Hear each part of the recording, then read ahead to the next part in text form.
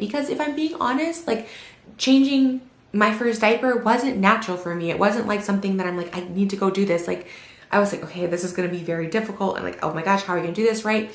But he just slid into it very naturally. And again, it took me, it's still taking me time to adjust, but obviously all of that changes. Like, I used to have a thing with like farting and pooping and stuff like that. And obviously when you're a parent, all that changes. If anything, it's kind of endearing when it's from your own child. But I mean, I've had shit in my mouth, so it doesn't matter. Literally, people take shits in my mouth. I used to do that for like work. I used to have like let people do that. Like, oh, really? Mm-hmm, like businessmen, like rich Japanese businessmen? Yeah, so I was like an escort, but I was like a specialty escort where you could like piss or that's a little TMI for you right now. But I'm just saying, like in general, that's what I used to do. So it's like, to me, I'm like.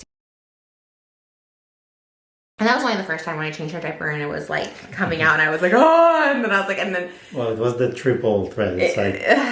When they poop on you while you change them, and then you think that's over, and then she pees over. Yeah, and then it's going down her, and I'm just like, and that was like the first time it happened. Just put her in the back. Yeah, and Moses like wasn't around, so I was just like, oh, so that's when I had my little thing. Well, then.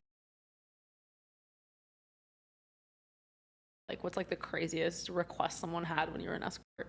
When I was an escort? I want you to dump on my chest. Yeah, but that wasn't crazy. That's like a very normal one. That's not crazy? I feel like people like that. I've talked about that before on something, and I'm like, people like that. So you've just taken a hot dump on a dude's chest before? I haven't. They like to do it on me.